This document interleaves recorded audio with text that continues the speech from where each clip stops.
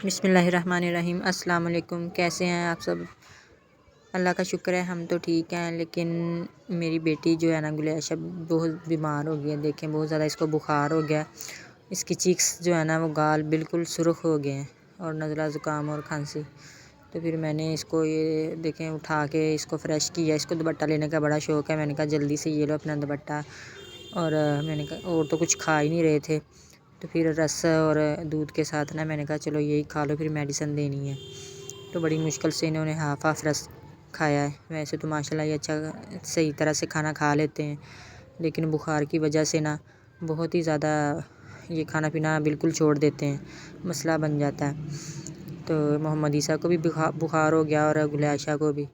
तो ये मेडिसिन है जो मैं हर वक्त अपने पास रखती हूँ, क्योंकि कोई पता नहीं चलता कि बच्चे को किस वक्त क्या मसला बन सकता है। तो बुखार के लिए ये डोलोजिन है और ब्रूफन भी था मेरे पास, तो ये मैं रखती हूँ अपने पास, हर वक्त रखती हूँ, क्योंकि किसी को भी ज़रूरत पड़ सकती है तो फिर दे देती हूँ। लेकिन ये अब ना बिल्कुल लैंड हुआ पड़ा सारी मेडिसिन का। तो मैंने आज फिर मोहम्मद ईसा के बाबा को कहा है कि ना वो ये सारी मेडिसिन दोबारा से लेके आएँ। तो फिर मैंने जल्दी से ना इनको मेडिसिन दे दी और उल्टा दिया। तो ये किसी का सूट सिलाई होने के लिए आया हुआ था, तो सिलाई तो मैंने 2 दिन पहले से करके रखा हुआ था। तो ये थोड़ी सी ना बस तरपाई इसकी रह गई थी और बटन वगैरह लगने वाले रह गए थे। तो आज उन्होंने कहा कि हमें ये इमरजेंसी सूट चाहिए, आप हमारा ये कंप्लीट कर दें। तो फिर मैंने जल्दी से ना इनको मेडिसिन वगैरह देने के बाद ना ये कंप्लीट किया, इसकी तरपाई वगैरह कंप्लीट की। तो बस फिर मजबूरी होती है, हालात जैसे भी हों, जैसे अगर किसी का कोई काम पड़ा हुआ तो वो फिर हमें करना पड़ता है। तो तरपाई के साथ ही फिर मैंने अपनी शॉप से इसके लिए बटन मैच किए। तो ये देखे बटन भी इसके साथ बहुत प्यारे मैच हो गए थे और बहुत प्यारा सूट लग रहा था सिलाई हो के। तो फिर मैंने ना जल्दी से इसको कंप्लीट करके दिया और ये उनके घर में भेजा। तो इतनी देर में सूट मेरे सिलाई करते तक ना मोहम्मद ईसा के बाबा आ गए थे वापस। तो जो मेडिसिन मैंने कही थी वो ले आए थे, तो मैं चेक कर लूँ ज़रा कि ये ठीक है। तो जी ये दोबारा से एक एंटीबायोटिक हमारे फैमिली डॉक्टर हैं उन्होंने बता दिया था, ये एंटीबायोटिक कैरी सब बहुत अच्छा है बच्चों के लिए, नज़ला ज़ुकाम खांसी वगैरह भी हो, बुखार भी हो तो ये दे देते हैं। तो आप में से भी जो माएँ हैं वो ज़रूर ये दे सकती हैं। तो ये मैं डॉक्टर के पास बहुत कम जाती हूँ, क्योंकि सर्दी बहुत ज़्यादा थी तो बाइक पे बच्चों को और ज़्यादा हवा लग जानी थी। तो ये नेबुलाइज़ करने के लिए भी मैंने ना ये नॉर्मल वाटर भी मंगवाया था, क्योंकि मेरे पास पेंटोलिन के ड्रॉप्स तो थे, तो नज़ला वगैरह और खांसी वगैरह का मसला होना तो फिर ठीक हो जाता है जी। तो ये गुलैशा की नानो आई हैं इनका पता लेने के लिए। तो मैंने बताया है ना आपको कि नानो पास ही रहती हैं, हमारा घर पास ही है। तो फिर उन्हें पता चला था कि मोहम्मद ईसा और गुलैशा को बुखार है, तो वो फिर इनका पता लेने के लिए आई थी और बहुत ज़्यादा गुलैशा खुश हो रही थी कि नानो हमारे पास आई है। तो ये ज़रताज के साथ नानो अम्मी लाडियाँ कर रही है, बड़ा मज़ा आता है। अल्लाह ताला माओं को हमेशा हमारे सरों पे सलामत रखें। तो फिर शुक्र है कि अब ये ना पहले से काफ़ी बेहतर थी। तो फिर मैंने काफ़ी दिन हो गए थे मैं अपनी हवेली का चक्कर नहीं लगाया था, जहाँ पे हमारी बकरियाँ वगैरह होती हैं। तो मेरा बड़ा दिल कर रहा था कि थोड़ी सी धूप निकली थी, तो मैंने कहा चलो मैं ना अपनी हवेली से चक्कर लगा के आती हूँ, अपनी बकरियों वगैरह को देख आऊँ। काफ़ी दिन से मौसम बड़ा ख़राब था, सर्दी थी और बच्चे भी ठीक नहीं, तो मेरे से ना जाया नहीं गया। तो ये मेरी भतीजी और भतीजा हैं, वो कह रहे थे पप्पू हमारी भी मूवी बनाओ, आगे आगे आ रहे थे वो ज़बरदस्ती। तो बताइएगा मेरी बकरियां कैसी हैं? बहुत प्यारी हैं, हमें तो भाई बहुत प्यारी लगती हैं, ये हमारे साथ बहुत मानूस हैं।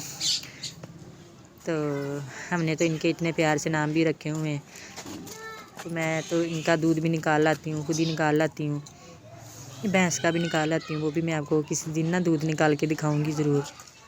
तो ये मारती नहीं है, बच्चे भी इनके साथ खेलते रहते हैं और बड़ा खुश रहते हैं इनके साथ।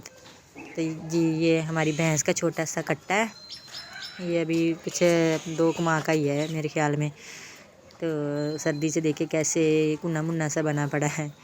सर्दी ने तो हर चीज़ की मत मारी पड़ी है, हर चीज़ जो है ना वो सर्दी की वजह से मुरझा सी जाती है। धूप में तो हर इंसान एक्टिव हो जाता है, लेकिन सर्दी में ना बड़ा मुश्किल हो जाता है, हिलने को भी दिल नहीं करता।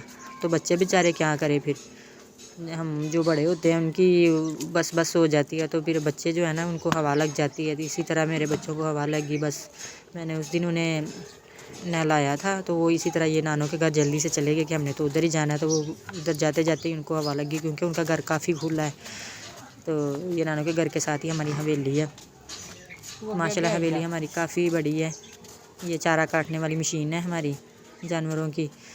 तो मैंने कहा चलो फिर इधर से भी थोड़ा सा आपको विज़िट करवा देती हूँ। तो यहाँ पे रात को जानवर बकरियाँ और भैंस वगैरह ना हम बांध देते हैं, सर्दी है ना, और आगे फिर तरपाल वगैरह कर देते हैं। आप देख सकते हैं कि माशाल्लाह हमारी हवेली काफ़ी बड़ी है। तो बताइएगा कि आपको हमारा माहौल कैसा लगता है। हाँ जी, तो मैं फिर अब आ गई हूँ वापस, अपनी बकरियों वगैरह को बांध के आ गई हूँ। तो ये हमारी चकोर वगैरह, मेरे परिंदे भूखे थे और शाम बहुत हो रही थी और सर्दी भी बहुत ज़्यादा हो रही थी। मैंने कहा जल्दी से फिर मैं ना इनको भी दाना वगैरह डाल के बंद कर देती हूँ, क्योंकि मौसम का कोई पता नहीं चलता। तो मैंने जल्दी से फिर मुर्गियों वगैरह को, चकोर को, ये सब चीज़ों को अपने ना दाना वगैरह डाला और इनको मैंने ना बंद कर दिया।